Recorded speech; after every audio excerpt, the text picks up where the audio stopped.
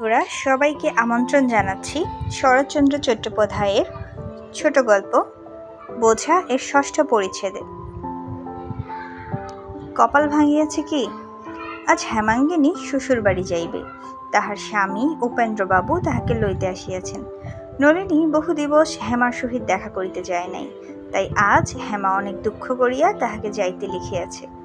নলিনী প্রতিজ্ঞা করিয়াছিল স্বামীর অনুমতি বিনা সে আর কোথাও যাইবে না, কিন্তু আজ সে প্রতিজ্ঞা রক্ষা করিতে গেলে প্রিয় সখীর সহিত আর দেখা হয় না। নলিনী বড় বিপদে পড়িল। হেমা লিখিয়াছে তাহার ৩টা ট্রেনে রওনা হইবে। তাহা হইলে স্বামীর অনুমতি লওয়া কি করিয়া হয়? বহু কুতর্কের পর নলিনী যাওয়া স্থির করিল। যাইবার সময় দাসীকে সে বলিয়া দিল যেন ঠিক ৩টের সময় রায়দের বাড়িতে গাড়ি পাঠানো হয়। গাড়ি পাঠানো হইয়াছিল, কিন্তু হেমার ৩টা ট্রেনে যাওয়া হইল না। সুতরাং সে নলিনীকে কিছুতেই ছাড়িয়া দিল না। অনেক জিদ করিয়াও সে হেমার হাত এড়াইতে পারিল না। হেমা আজ অনেক দিনের জন্য চলিয়া যাইতেছে। কতকাল আর দেখা হইবে না, সহজে কে ছাড়িয়া দেয়? বাটে ফিরিতে বিলম্ব হইলে স্বামী রাগ করিবেন, এ কথা বলিতে নলিনীর লজ্জা হইতেছিল। সহজে এ কথা কে বলিতে চাহে? এ হীনতা কে স্বীকার করে? বিশেষ এই বয়সে।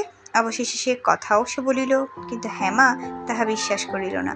সে হাসিয়া বলিল, বোকা বুঝিও না, রাগারাগির ব্যাপার আমি ঢের বুঝি। উপেনবাবু অনেক রাগ করতে জানেন। কথাটা হেমা হাসিয়া উড়াইয়া দিল, কিন্তু নলিনী মর্মে পীড়া পাইল। সকলের স্বামী কি এক ছাঁচে গড়া? সকলেই কি উপেনবাবুর মতো? নলিনী যখন ফিরিয়া আসিল তখন রাত্রি 10টা বাজিয়া গিয়াছে। আসিয়া সে শুনিল বাবু বাহিরে শয়ন করিয়াছেন।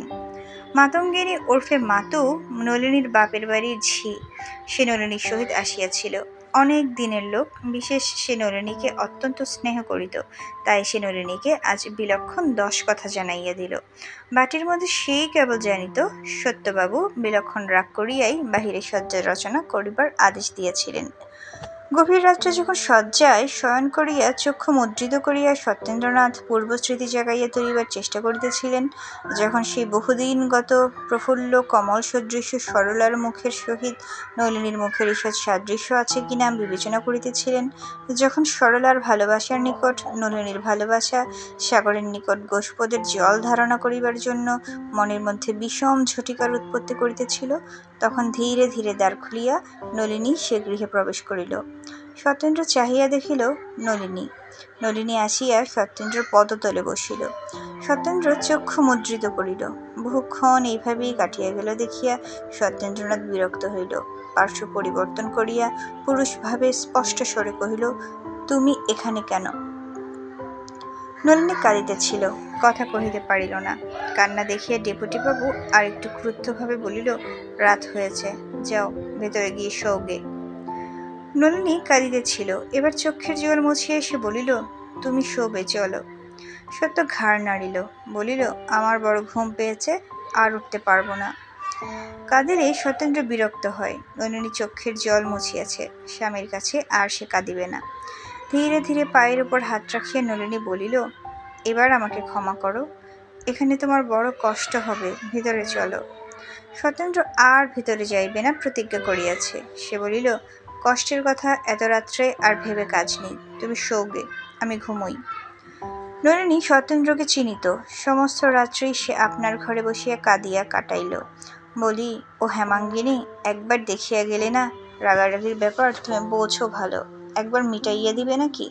পরদিনও সত্যেন্দ্র বাটির ভিতর আসিল না, বা নলিনীর সহিত সাক্ষাৎ করিল না। নলিনীর একখানা পত্র মাতু সত্যেন্দ্রর হাতে দিয়াছিল।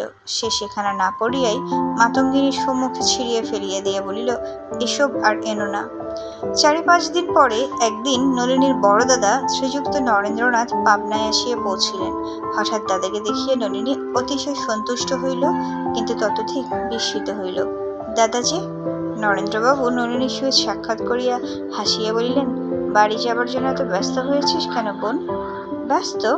কথাটার অর্থ নলিনী তখনই বুঝিয়া ফেলিল। হাসিয়া সে বলিল, তোমাদের যে অনেক দিন দেখিনি।